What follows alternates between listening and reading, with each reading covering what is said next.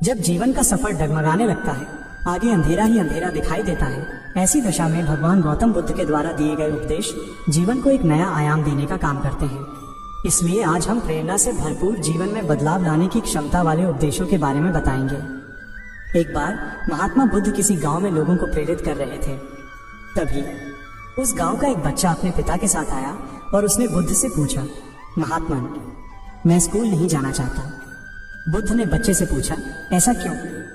बच्चे ने कहा, मेरी कक्षा में सभी बच्चे मुझे पढ़ने में कमजोर समझते हैं, जिसके कारण सभी अध्यापक मेरे ऊपर अधिक नजर रखते हैं। इसकी वजह से मैं परेशान हो चुका हूँ। बुद्ध ने बच्चे को एक कहानी सुनाते हुए कहा, वत्स, जिस प्रकार से फालतू पड़े पत्थर को एक मूर्तिकार अनावश्यक पत्थर काट काट कर एक भव्य मूर्ति का रूप दे देता है, फिर लोग उसकी पूजा करते हैं, ठीक उसी प्रकार से गुरु अपने शिष्य के सारे अवगुण और बुराइयों को निकालकर उसे एक महान व्यक्ति की श्रेणी में लाकर खड़ा कर देता है।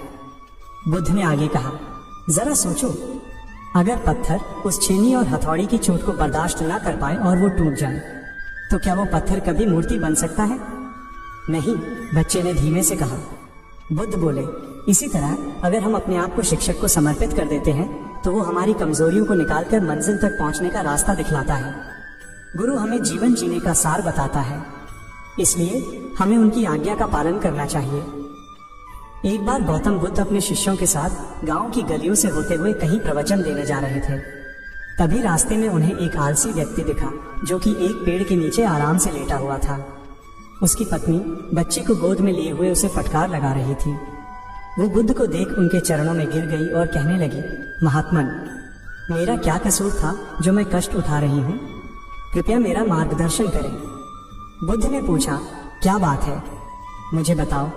औरत ने रोते हुए कहा, महात्मन, हमारे घर की स्थिति बहुत नाजुक है।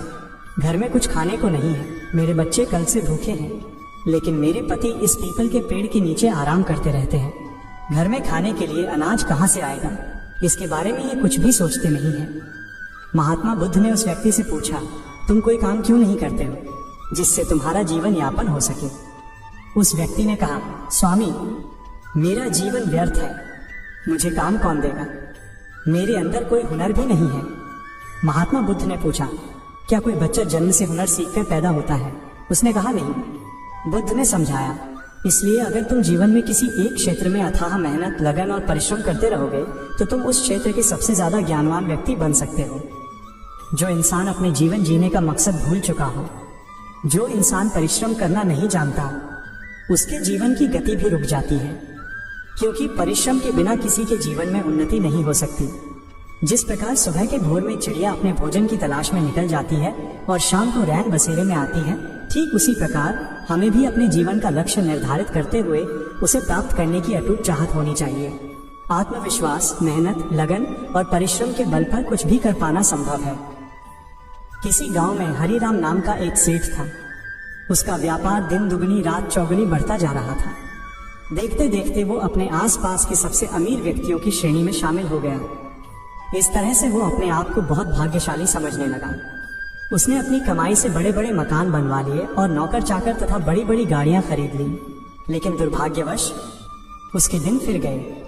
उसे उसके व्यापार में घाटा लगने लगा, जिसके कारण उसकी धन संपत्ति का बहुत नुकसान। देखते देखते कुछ ही दिनों में सेठ की सारी धन दौलत खत्म हो गई। अब सेठ हरिराम एक एक पैसे के लिए मोहताज हो गया। परेशानी बढ़ती देख वो गांव में प्रवचन कर रहे महात्मा के पास पहुंचा। उसने कहा, स्वामी जी, मेरे व्यापार में बहुत बड़ा घाटा लगा, जिसके कारण मैं बर्बाद हो गया। कृपया मुझे कोई मार्ग बताएं जिससे मेरे मन को शांति मिल सके। साधु ने पूछा, तुम्हारा सब कुछ चला गया? सेठ ने कहा, हाँ महाराज। साधु ने कहा, क्या वो सब कुछ तुम्हारा था जो तुम्हारे पास रहना चाहिए, जिसके लिए तुम इतनी चिंता में डूबे हुए हो? सेठ ने कोई जवाब नहीं दिया। साधु ने फिर पूछा, जन्म के समय तुम अपने साथ क्या लेकर आए थे? स्वामी जी, जन्म के साथ कोई कुछ भी नहीं लेकर आता, सेठ ने कहा। साधु ने कहा, ठीक है, तुम मरते समय अपने साथ क्या क्या लेकर जाना चाहते हो? महाराज, मरते समय भला कोई कुछ कैसे ले जा सकता है? साधु ने कहा, फिर इस मायाजाल के चक्कर में क्यों पड़े हो?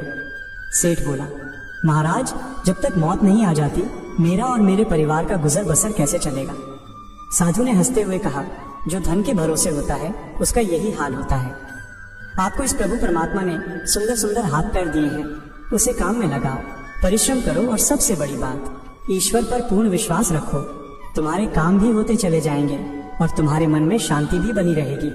साधु की बातों को सुनकर सेठ हरिराम कई वर्षों के बाद उस दिन शांति के साथ चैन की नींद सोया। कंक्लूजन, ईश्वर पर भरोसा रखते हुए मेहनत और लगन के साथ जीवन में शांति के साथ साथ कामयाबी भी हासिल की जा सकती है।